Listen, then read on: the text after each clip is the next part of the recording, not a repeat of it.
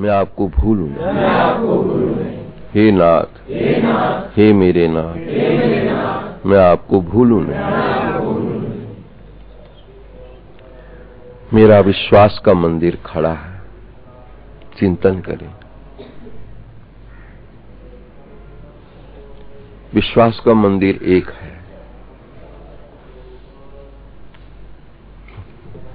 जिसको परमात्मा कहते हैं। कैसा मंदिर है वो? कभी जीर्णोद्धार नहीं करना पड़ता उसका, कभी गिरता नहीं है। जब से है, सत्य है, नित्य है, शाश्वत है, पौराणिक है। जीवात्मा जब मानव जीवन पर पहुंचे,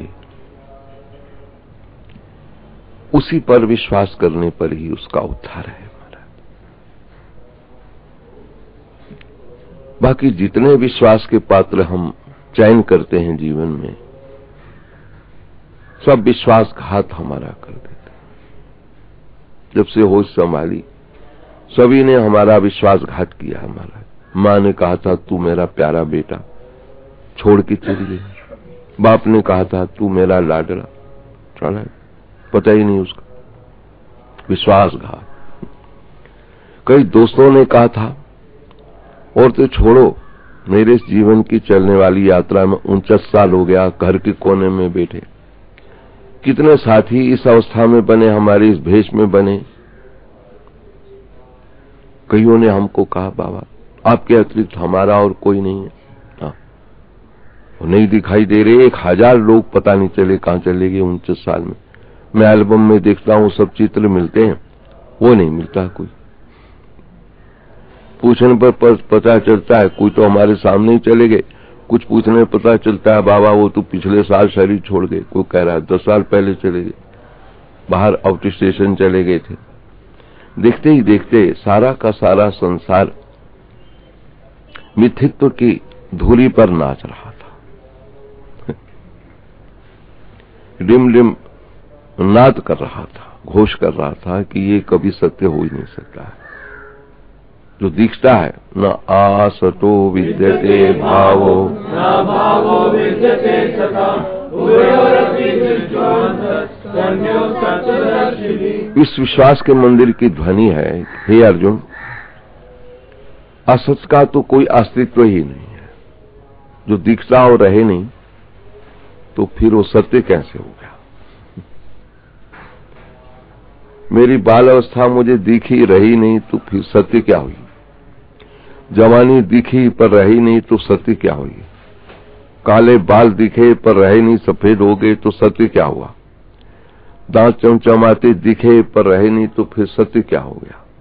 शरीर की शक्ति इतनी सशक्त थी, अब धीरे धीरे कम हो गई, तो फिर सत्य क्या हुआ? जीवन में जब कभी ऐसी भूख उतरे कि जीवन का सत्य क्या है और कटु सत्य क्या है। अब जीवन का सत्य तो ये है मृत्यु, और कुछ हो ना हो ये सच है कि मरना तो जरूर पड़ेगा ही, शरीर जाएगा ही जरूर, ये सत्य है। तो जीवन का कटु सत्य, कटु कहते कड़वा, कटु सत्य, अकट सत्य, जिसको कोई काट न सका, जिसको कोई चैलेंज नहीं कर सका, चेतावनी नहीं दे सका, वो है परमात्मा। आदि सच जुगादि सच, है भी सच, नानक होसी भी सच। संत दर्शन में हमको सत्य का संकेत हुआ है। सत्य क्या है? यहां जगत गुरु श्री कृष्ण भी अपने निकट के साथी को, मानव जीवात्मा को अथवा मुझे सत्य का निर्देशन कर रहे हैं। उसका विश्लेषण करके समीक्षा दे रहे हैं। अंतवंत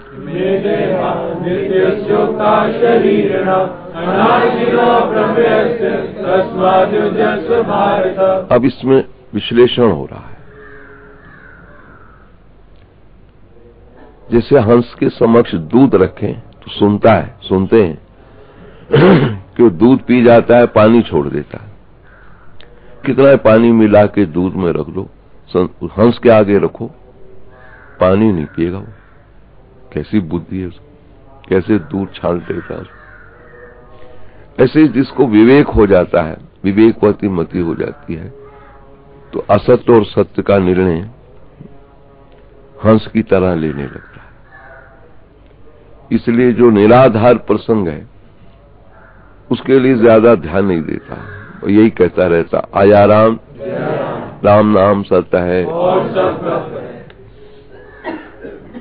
निराधार। एक क्षण में हवा की तरह जो आया है उसको हम इतना महत्व देकर क्यों रखेंगे। अप्रासंगिक और निराधार प्रसंग जो है वो हमारे जीवन का संतुलन बिगाड़ देता, अगर उस पर हम ध्यान दें तो। आत्मा का दर्शन, आत्मा का ज्ञान हमको उस अप्रासंगिक प्रसंग से अछूता रखता है। हमारा थोड़ी देर के लिए, बड़े बड़े ज्ञानवानों को भी थोड़ी देर के लिए करता है कुछ, मैं भी देखता रहता हूं, लेकिन फिर अपने स्वरूप को संभालने में लगता है तो वहां ध्यान नहीं दे रहा, छोड़ो क्या है। थोड़ी देर के लिए ज्ञानवान भी शरीर पे उतर के आया है, तत्वता भी उतरा है, शरीर पे है, थोड़ी देर के लिए उसको भी फीलिंग कुछ कुछ होने लगता है, लेकिन लंबे टाइम तक नहीं होता है उसका। अज्ञानी को लोहे की लकीर की तरह होता है और ज्ञानवान को पानी की लकीर की तरह। चलता पानी में लकीर मारो कितनी देर रुकेगी, मट्टी में लकीर खींचे तो कितनी देर रुकेगी, बालू में, हवा में खत्म हो जाएगी। इस तरह जो यथार्थ आत्मा का दर्शन कर लेता है, थोड़ी देर के लिए अगर शरीर पर उतर भी आई और थोड़ा कुछ उसको फीलिंग भी हुई, वो ज्यादा देर तक नहीं रहता। आया राम, छुट्टी होगी, क्योंकि अधिकतर तक पड़ा प्रसंग अप्रासंगिक प्रसंग है, तो फिर वो अज्ञान है। उसी को श्री कृष्ण कह रहे हैं कि अज्ञानेनावृतम,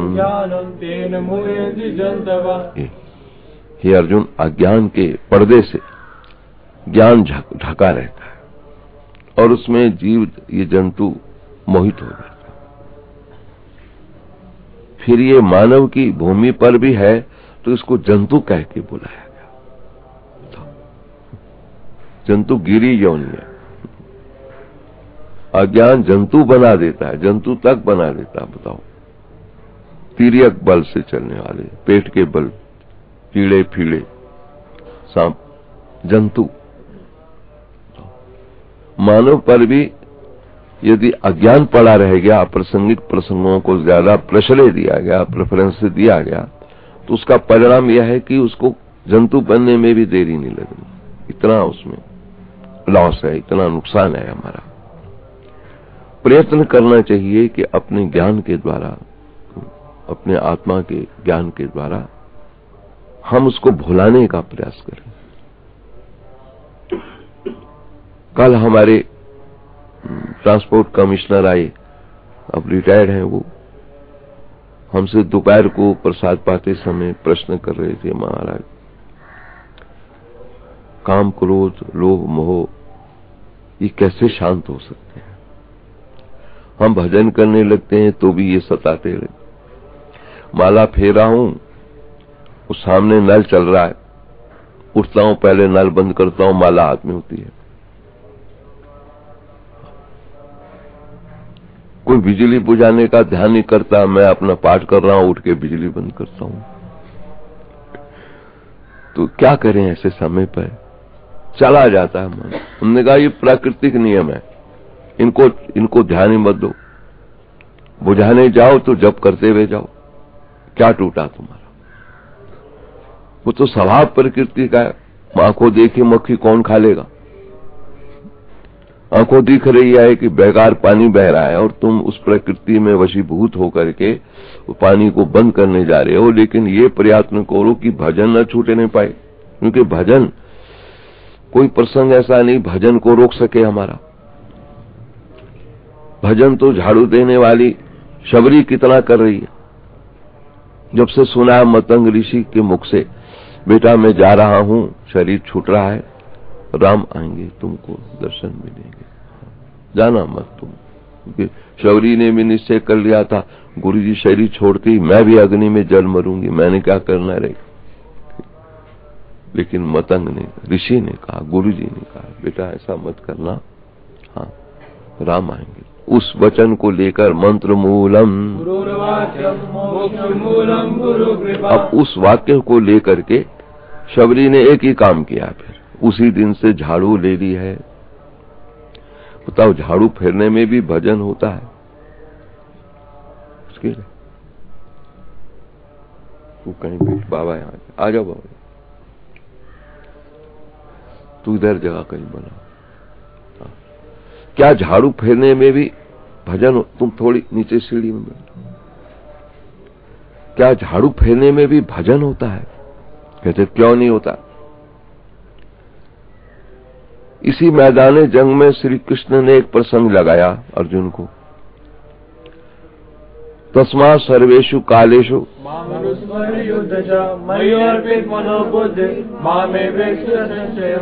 क्या शंका है? सभी कालों में मेरा स्मरण करते हुए युद्ध करो।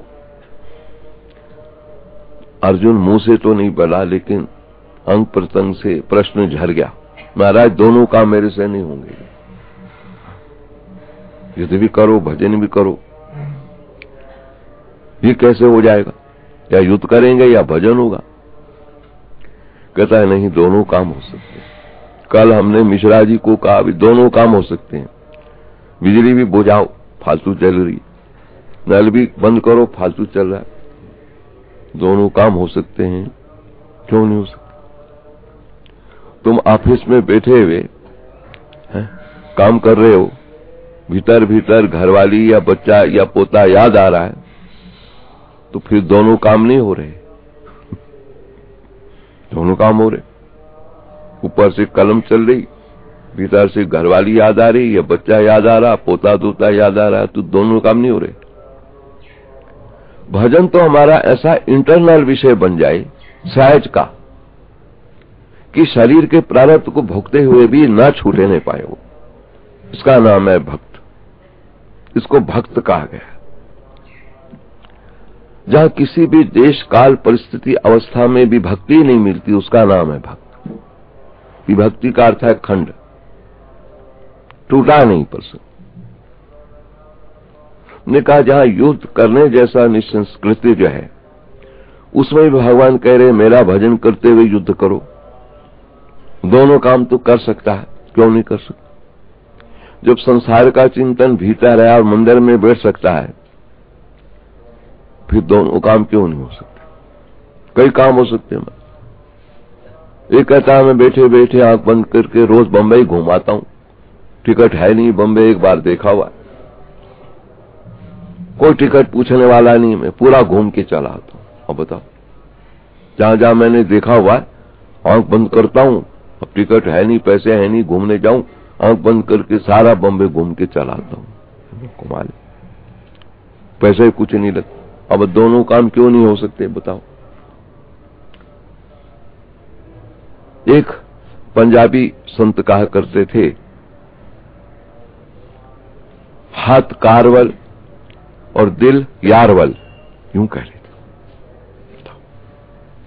हाथ काम में लग रहा है और मन में कहीं और हो रहा है, दोनों काम होते रहते, हरि के होते।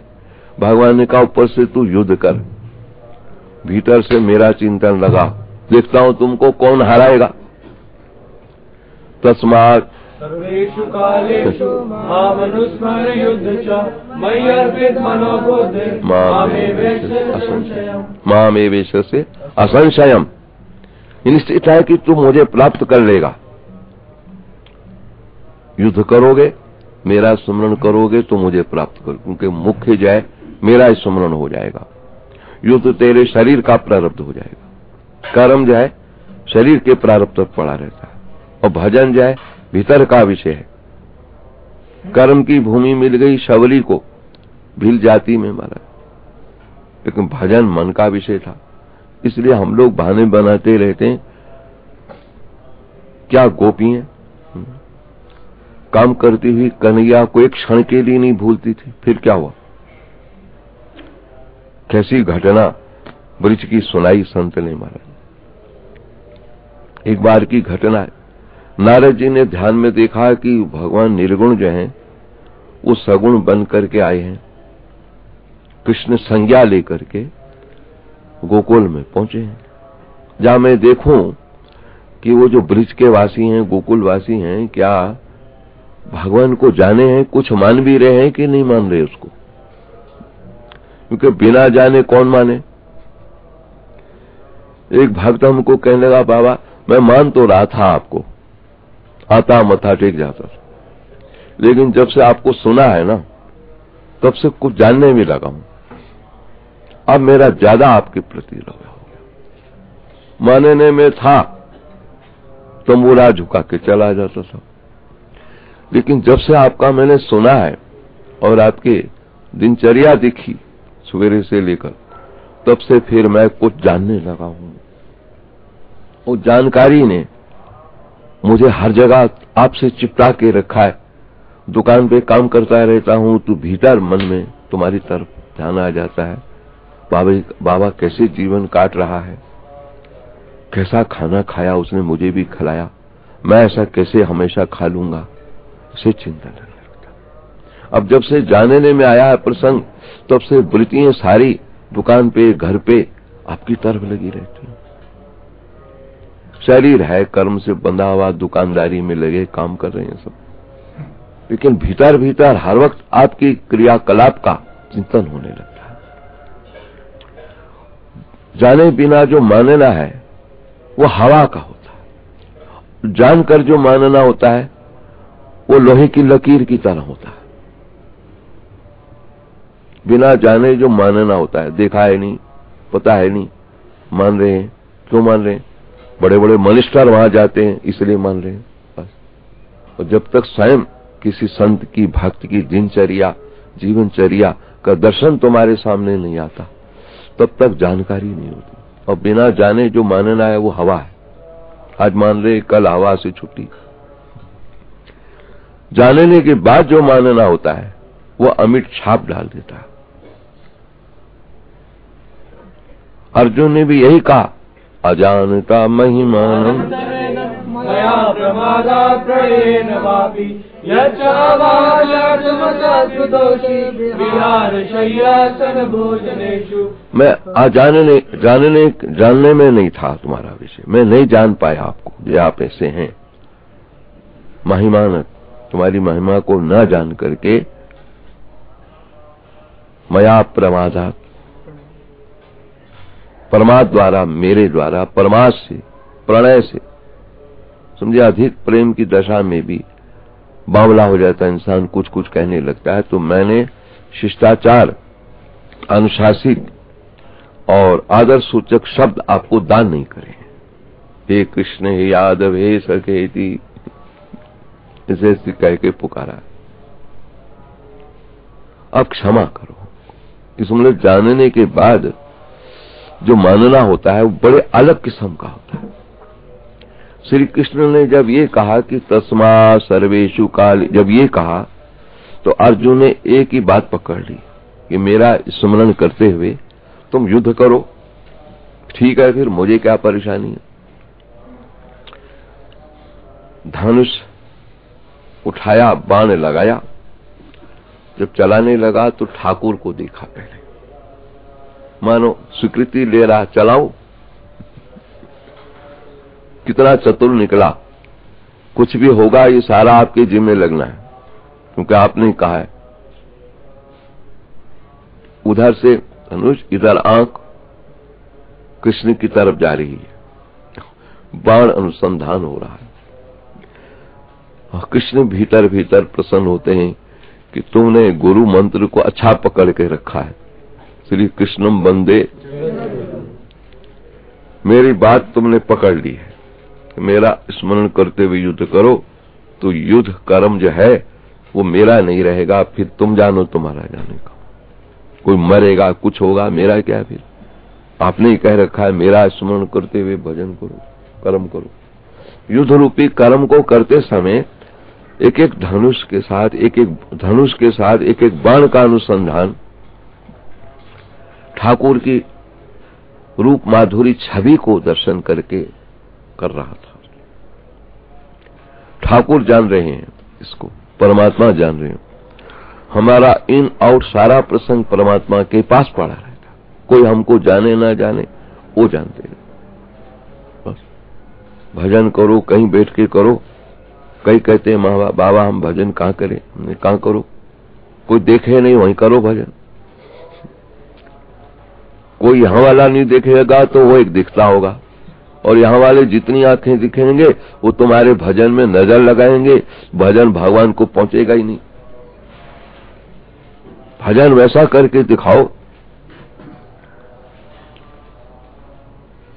गुरबाणी में आता है, भक्ति करो ऐसे ऐसे ध्रुव प्रहलाद, नाम जपो तुम ऐसे ऐसे ध्रुव प्रहलाद जपियो जिन तैसे। जैसे ध्रुव प्रहलाद ने जैसे नाम जपा है, अर्थात ध्रुव ने एकांत जंगल में कैसी लीला बना के रखी, किसको पता था? शहर में थोड़ी था वो, किसको पता? कहां जंगल में पड़ा, कैसे बा? और प्रहलाद ने कैसे जपा, किसी को पता ही नहीं। ऊपर से तो मार खा रहा है, भीतर से महाराज वही तस्मा सर्वेषु कालेषु माम सुमरे, वो कर्म का भोग शरीर पर पड़ा था प्रहलाद का, लेकिन भीतर ऐसा जोड़ा रहा है कि भगवान ने हर दशा में, हर दिशा में उसकी रक्षा करके दिखाई। और सारा संसार जानता है इसको, इतिहास उसका बता रहा है। इतिहास कभी पुराना नहीं होता है, इतिहास कभी नष्ट नहीं होता है। इतिहास नित्य नवीन नवीन बना रहता है। ये जो प्राचीन मंदिर आप काली जी का देख रहे हैं, प्राचीन है हमारा इतिहास, इसका बोल रहा था, फिर नया हो गया ना। ये इतिहास बोल रहा था इसका। मुसलमानों ने कहा ये हमारी पीर की जगह, बुर्जी सी बनी। एक पूर्वी आया, कहता है पीर की कैसे जगह हो सकती है? 90 साल का बूढ़ा था। कहने लगा बाबा यहाँ पर बकरे की बलि देकर मेरे दादाजी ने मुझे जनेऊ पहनाया। यहाँ पर काली माँ का मंदिर था। उसके ऊपर हम लोग, ये हिंदू लोग मेरे माध्यम से उसी पे केस जीते। केस चल गया था कोर्ट में, उसने जाकर बयान दिए मेरा जनेऊ जो पहना हुआ है, मेरे दादाजी ने आज से 50 साल पहले काली माँ पर बकरे की बलि चढ़ा करके मुझे जनेऊ पढ़ाया। यहाँ पहले बकरी की बड़ी शराब चढ़ती रहती थी, काली माँ का मंदिर था। वहीं से जाके मामला मुसलमानों का ठंडा हो गया। फिर हमको पता नहीं कैसे प्रण आई भीतर से, उस वक्त जब हम बैठे कि भाई इसकी खुदाई करो। जन समुदाय मेरा पीछे बहुत हो गया। शुरू से ही महाराज भीड़ मुझे सिद्ध रही। जब से बैठा हूं 14 वर्ष की उम्र से, भीड़ ही भीड़, भीड़ ही भीड़, जहां जाऊं भीड़ भीड़। तभी तो बैठ गया क्षेत्र संन्यास में कि भीड़ अपने आप खत्म करूंगा। कहीं रहा हूं वहीं भीड़ मिली महाराज। गुफाओं में रहा हूं तो वहां भीड़, कोई आके दूर दूर खड़े देखते रहे, बाबा यहाँ रह रहे। शहर से लोग आ जाते, जंगलों में छिपे रहते पेड़ों के पीछे। मैं देखता रहता था, हमें देखने आ रहे हैं, बताओ बाबा के पास मत जाओ, दूर से देखो। वो कोई जंगल में माई कहाँ छपी मिल रही, कहाँ पेड़ के पीछे छिपे मिल रहे, मैं देखता रहता। फिर भी भीड़ देखी मैंने, जंगल में रात भीड़ देखी, गुफा में रात भीड़ देखी, जहां जहां लोग दर्शन करके भागते जाते। बाबा के पास मत जाओ, दूर से देख के जाओ।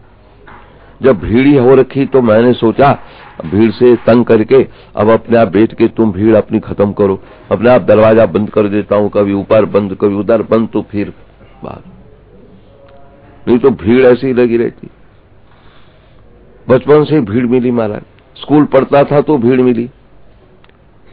जिस स्कूल में पढ़ता था ठाकुर की सेवा करके तिलक, आजकल के बच्चों की तरह वैष्णव नहीं था। कोई कितना छेड़े, चोटी सबसे लंबी मेरी रहती थी, वहां चोटी किसी की नहीं थी। क्रिश्चियनों का स्कूल था, AP mission higher secondary school. एक मेरी चोटी लंबी, तिलक ठाकुर का लगा हुआ। ये छोटा तिलक रखता था सफेद चंदन का, और मुझे वो कृष्ण लोग छेड़ते थे, मैं रोता था, फिर प्यार भी करते थे। ऐसा जीवन गुजारा मैंने, लेकिन भीड़ लगी रहती थी खूब। जो स्कूल से बाहर निकले तो सामने कचौड़ी वाला था ओम, जब ओम वुल वाला बन गया, उसका बाप था महाराज ओम प्रकाश। महाराज उठा के ले जाए, कचौड़ी जबरदस्ती खिलाई हमको। मंडी के एक थे लाल, पता नहीं शायद अब हैं या नहीं है, लंबे, बाहर मेरी प्रतीक्षा करते रहते थे, बाबा बाहर आएगा मैं उसके पांव छूंगा। महाराज बाहर, हमको उसी समय से महाराज महाराज बुलाने लगे। भगत जी आएंगे, महाराज जी आएंगे, बात यूं कहते। मैं हाथ जन्म से ही, जब से होश संभाली, भीड़ से ही तंग रहा हमारा, भीड़ ही भीड़ भीड़, पढ़ने नहीं दिया हमको। कोई कोई उसी समय बाहर खड़े रहते स्कूल के, उठा लेते कंधे पे, कोई हमको ऐसा चूमता महाराज इसी खार आती, हमको फिर आके नाते ठाकुर की सेवा करनी होती। इतना परेशान किया लोगों ने हमको, मैं क्या बताऊं।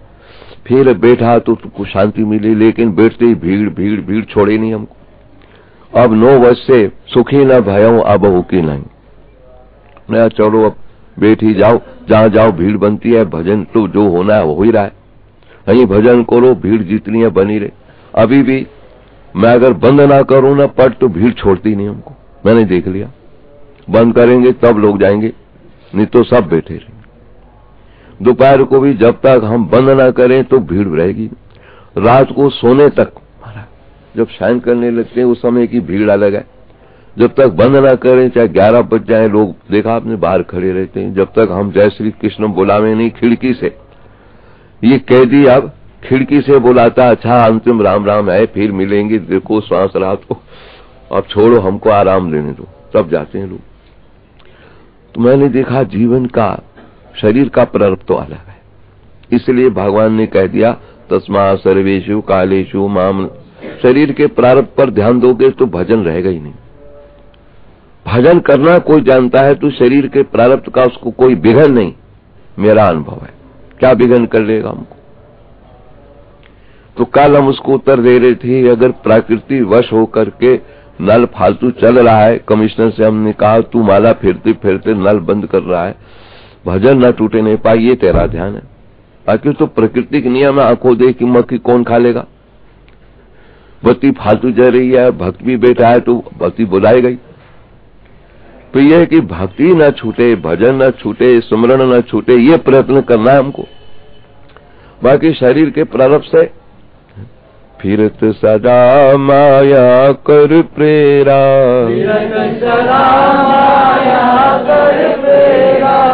एक माई को हमने देखा, बहुत छोटे थे हम, वो जप कर रही, भजन कर रही। एक बच्चा शरारत कर रहा, पोता उसे माला लेके, माला फेरती फेरती पोते को पकड़ के 2 थप्पड़ लगा दिए। मैंने आंखों से देखा। तो क्या भजन में विघन पड़ गया उसके? क्योंकि प्राकृतिक नियम है, जो शरारत कर रहा है उसको तो फिर संभाल नहीं है। माँ ने उसको, दादी ने संभाला, थप्पड़ मार के चुपचाप बैठ गया। तो क्या उसका भजन बिगड़ गया? नहीं। प्राकृतिक नियम अपना है। इसके लिए श्री कृष्ण 5वें अध्याय में कह रहे हैं, पश्यन् श्रवण स्पर्शन जेगन नशन गच्छन् स्वपन स्वसन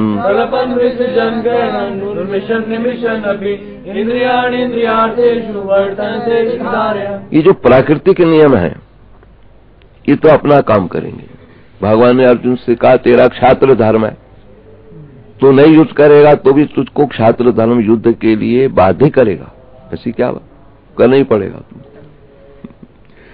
इसलिए कहीं कहीं शरीर के प्रारब्ध में बंधा हुआ व्यक्ति भी यदि समझ में आएगा तो भजन, शरीर का प्रारब्ध कभी भजन हमारा बिगाड़ ही नहीं सकता है। क्यों बिगाड़ देगा?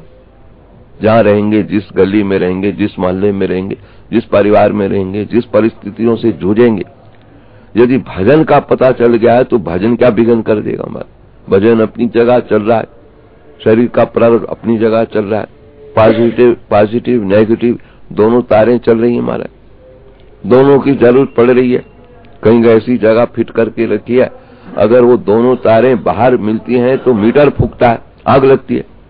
वही तारें जब तक दोनों भीतर नहीं मिलती तो लाइट नहीं आती, पंखा नहीं चलता। समझ रहे आप? कितना बड़ा विज्ञान है। उसको अपनी जगह पर मिलना चाहिए, बाहर नहीं। बाहर गड़बड़ घोटाला नहीं होना चाहिए। परमार्थ और धर्मार्थ दोनों बाहर टचिंग नहीं होने चाहिए।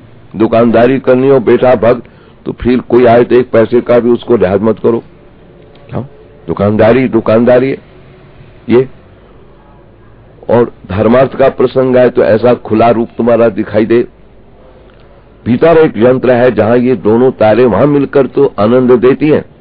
बाहर से गड़बड़ घोटाला मत करो महाराज। इसलिए भगवान ने इस प्रसंग को बड़ा सुंदर लिया है। योगस्था कुरु कर्माणि संगम त्यक्त्वा धनंजय सिद्ध्या सिद्ध्यो समो भूत्वा समत्वं योग उच्यते। समय हो गया, 5 मिनट लेट मैंने अपना कार्यक्रम आरंभ किया है। आधा घंटा हमको देना होता है, तुम्हारी सर्विस करनी होती है। तुम्हारे द्वारा हमको कुछ कुछ खाने को मिलता रहता है, तो हम क्या देवें? ऋणिया है हम तुम्हारे। बैठे बैठे ऋण चुकाने के लिए आधा घंटा। अब ये 1 जनवरी को निश्चित है कि मैंने ये विश्वास के मंदिर की ये भीड़ भी खत्म कर देनी। मेरे कारण ही भीड़ बन गई फिर बताओ। इसलिए इसको अब 1 जनवरी को अंतिम इस धरा पर इसको प्रणाम करके पता नहीं अब उसके बाद कहाँ बैठना मिलता है। हम तो जीवन में ना जाने कहां कहां कैसी कर्म की भूमि हमको मिलती रही और हम हंसते हंसते उस कर्म भूमि को निभाने में लगे रहे। 3 बार हमको कर्म भूमि मिली, गुफाएं मिली, 2-2 महीना हम उसको निभाया। फिर 3 बार शमशान मिला, 2-2 महीना हमने उस कर्म भूमि को अच्छी तरह निभाया। कहां रगड़े लगा लगा करके अब बैठे हैं। ये कर्म भूमि मिली, इनमें भी छटनी हो रही है। अब ये कर्म भूमि भी छूटने जा रही है हमारी। बताओ 1 जनवरी को ये मेरी कर्म भूमि को अंतिम प्रणाम होगा। फिर इसका अलग लेसन कौन सा है, कौन सा पाठ पढ़ना होगा। जब तक जीवन है पता नहीं क्या वो हमसे कराते होंगे, भगवान जाने क्या होना है। वो विषय फिर उन पे छोड़ दिया जाए। यदृशम मग्रायम गोत्रम अवर्णम चक्षुम तदा पाणिपादम नित्यम सर्वगतम सुसूक्ष्म विभूम यत भूत योनिम परिपश्यन्ति धीरा। अब वो जो अदृश्य विषय है उसको तो परिपश्यन्ति धीरा, धैर्यवान पुरुष उसको पकड़ सकता है। सब कैसे पकड़ लेंगे? तो मेरी कर्म भूमि याद रखो। आप 1 जनवरी को ये जो कर्म भूमि है, अब तक कितने करवटें बदली जीवन में। अब ऐसा कहां देख पाओगे तुम 1 जनवरी के बाद? हम ऐसे थोड़ी बैठे मिलेंगे आपको, ऐसे खुले थोड़ी मिल जाएंगे, तुम ऐसे बोलते यहां थोड़ी मिल जाएंगे। क्या अद्वैत आश्रम जो 9 साल हमने अपने से अपनी बात करी, तो क्या ऐसा फिर वहां थोड़ी मिलेगा हमको अवसर? हो गया स्वप्न। फिर गुफा में हे मेरे मनवा बाबू बोलते रहे, तो वो क्या फिर ऐसा अवसर थोड़ी मिलना हमको? हो गया छुट्टी। जिस स्कूल में पढ़ता था हमारा, अब वो कितना दूर स्वप्न पे पड़ा रह गया। जिस मैदान में खेलता था वो कितना दूर पड़ा रह गया। जिस गलियों में खेला कूदा कितनी दूरी पे पहुंच गई। जीवित अवस्था में सारा प्रसंग दूर दूर जा रहा है। जब जीवित अवस्था में चिंतन करो तुम्हारी यात्रा का प्रसंग दूर दूर दूर चला जा रहा है, तो मरने के बाद कितनी दूरी होगी इसकी भी तो कल्पना करो, सोचो तो। जीते जी जितने प्रसंग कितने दूर दूर दूर, कल्पना में नहीं आ सकते इतनी दूरी कभी होगी। जब मैं स्कूल पढ़ता था कभी सोचता ना था कि कितना दूर हो जाएगा मेरे से। जब माँ थी मैं इतना सोचता नहीं था कि माँ इतनी दूर हो जाएगी कि पता ही नहीं कहां गई। ऐसे जीवित अवस्था में सारे प्रसंग तुम्हारे कितने दूर दूर चले जा रहे हैं, तो कल्पना करो कि मरने के बाद ये कितनी नजदीक होंगे तुम्हारे, कितने दूर पे पड़े होंगे। जब तक आंख खुली है, जब तक समय मिला है, जैसा उचित करते है अपना करके दिखाओ मानव का, उसी में तुम्हारा कल्याण है।